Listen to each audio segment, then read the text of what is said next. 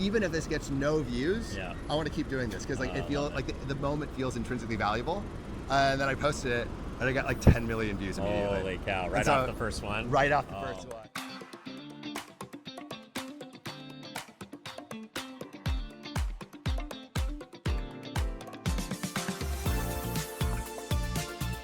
Hi, what's up, everybody? Welcome back to another edition of the Ad Podcast. We are here from South by Southwest in Austin, Texas.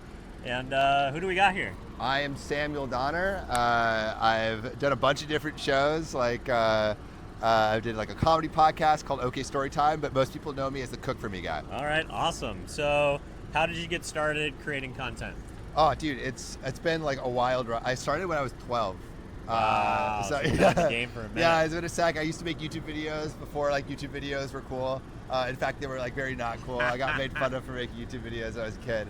And then I just like kept making videos throughout like middle school and then in college. That's kind of when like I started taking it more seriously. Like, wait, you could make money from making videos, and yeah, just kind of like went to the races from there. So what was the insight where you thought like about this idea of like making people dinner or having them make dinner for you? Like how did you come up with that idea? So the Cook For Me series started kind of like a while back because I have always been interested in just like chatting to people. Like ever since I was like a kid, I've always been like going up to random people and be like, hey, like how are you? That was kind of like part of my identity growing up.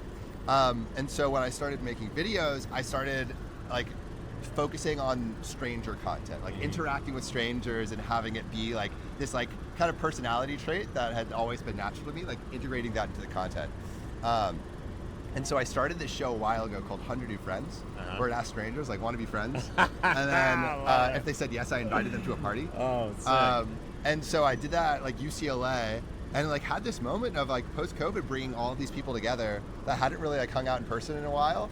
And I'm like, wow, this is so fun. And so I kept doing that. I did the next one at a Trump rally in Memphis as like a liberal. And then got like absolutely blasted by like Fox and Friends. And I went on Dr. Phil for that. I'm like, oh my God, like, wow, like when I interact with strangers in like a really positive way, like especially people that maybe at first glance like you like, oh, I'm not gonna have anything in common with these people, but at the end of the day they're just humans. Exactly. I think that's like something I realized. It's like a lot of the political radicalization that you see on both sides of the aisle comes from like a deep sense of, well, it's also from a deep sense of loneliness. Like a lot of these people are like, this is where I hang out with my friends, right? At this like Trump rally. It's your tribalism. Exactly. And so like I think like I understood like humanity that is like originating at a lot of these like really difficult problems that we're facing in America.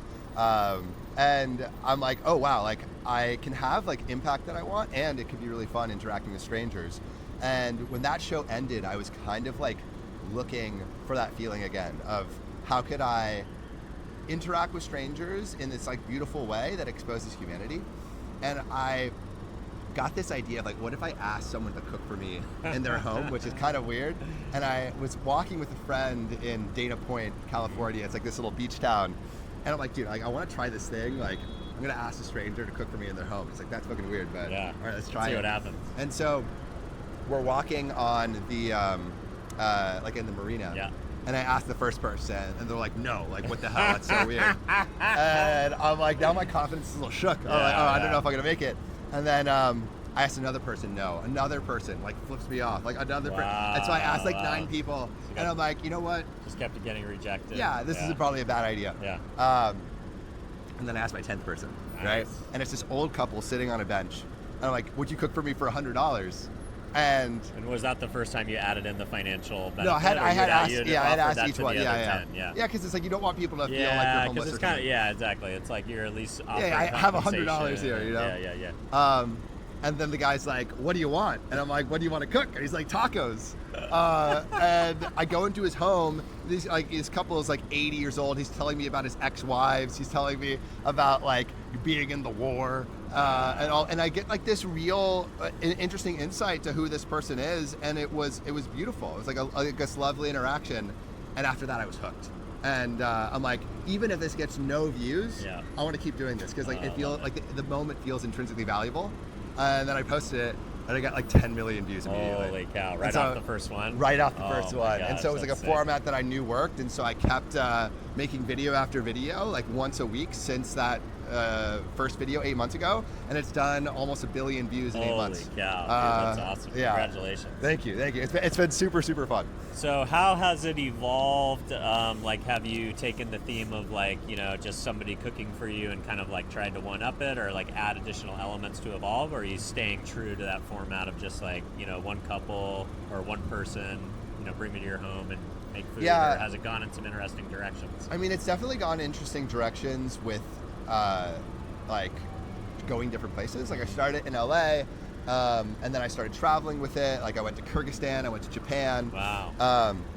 So you kind of created a travel format of it. Yeah. So like let's see what it would be like to have do it dinner everywhere. in somebody's home in different places and get exposed. Because like that's about like there's a lot of these websites now like with locals and like Airbnb experiences where like you're basically getting a real human cultural experience because you're not going to like the tour guide on like Exactly. TripAdvisor, but you're going to like with real people in their communities with their friends to real places that they go shop, eat, and love.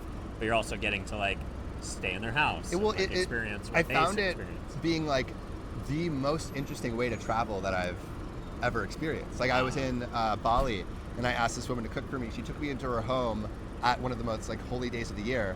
We ate together, and then she's like, "Do you want to come to all of our like familial temples in the next couple days for like this big celebration of Balinese culture? Everyone wears white. There's all of these like this incense and food that they eat, and you go to like all your different family temples."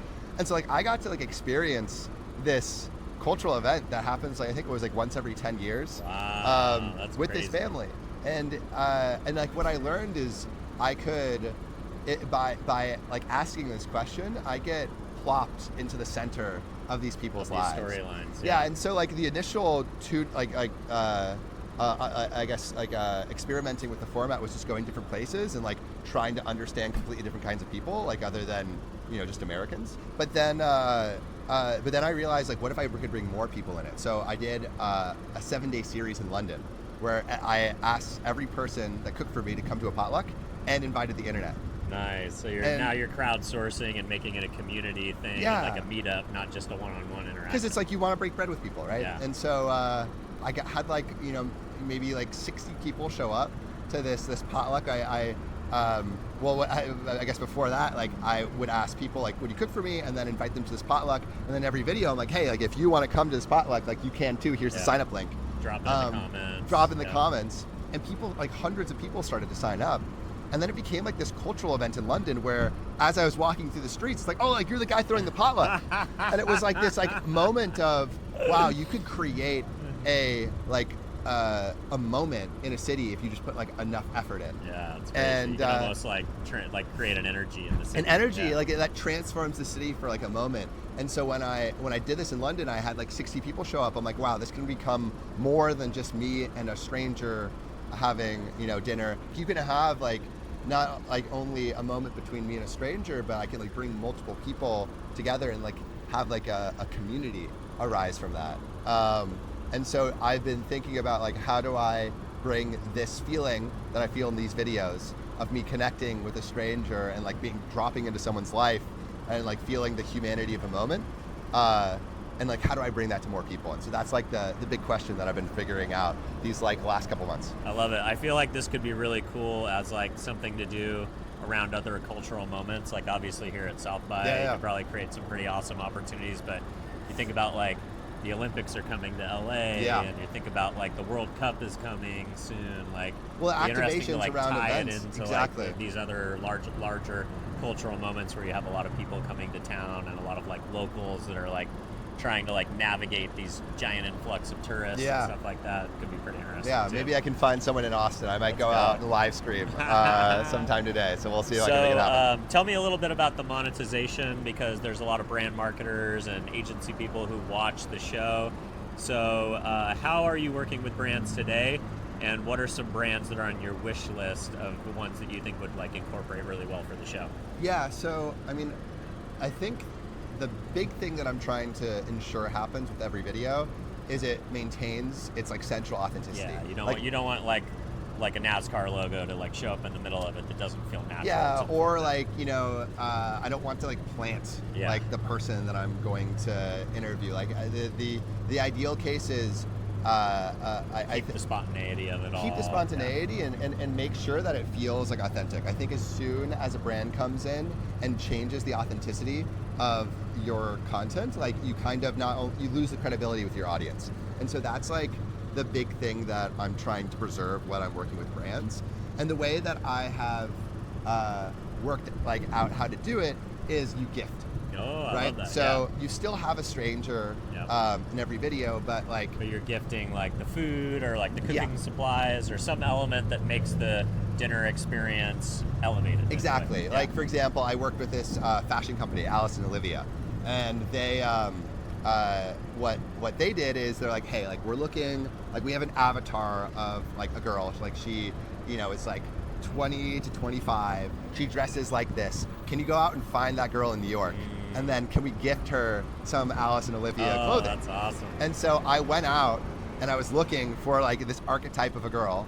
Found this girl that was like super fashionable. Asked her, would you cook for me? But like, there's like a catch. There's a special prize if you cook for me like right now. Wow. And I take her to Alice and Olivia. Alice and Olivia, like a top is like $500. Holy cow. And I'm like, so you have $2,000 to spend here. Wow. So it elevates the experience in a big way. Elevates the experience in a big way. And she was so excited. She's like, Alice and Olivia, like I love that brand. And because she was fashionable, because I knew who I was choosing. Yeah, you knew like, the target market. Exactly. You knew who they were going after. Exactly. And so it ended up being this video that got tens of millions of views across platforms that like was like, sneakily representing how cool Alice and Olivia is, but it was genuine. Like this girl really enjoyed Alice and Olivia, and like that moment of me finding a stranger, that was genuine. Like all these moments, like the brand actually made a better video than like maybe I would have made if I didn't have a brand. And that's how I think about these brand deals now, is like, how can I, instead of like most people, most like creators 1 are like 1 = 3. Exactly. Instead of like making it feel like disjointed in the content. I feel like most creators think like, oh, I'm doing a brand deal, so the content's going to be worse. Yeah. But like, I'm thinking like, okay, how can I do a brand deal and the content will actually be better? Wow, I love that.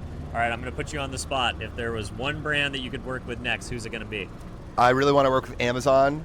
I get all of my groceries from Amazon, and so like ideally, an Amazon grocery collab would be awesome, because I could just order groceries from Amazon and then have it come to their house. Amazon is actually the biggest company in the audience, so we're going to tag them in the show notes and hopefully they see it. So shout out Amazon. You're coming on the show next. All right. Thanks for coming on, man. Appreciate Thank you. Of course. All Let's right. go. I'll continue on my walk. Thanks, buddy. Cheers.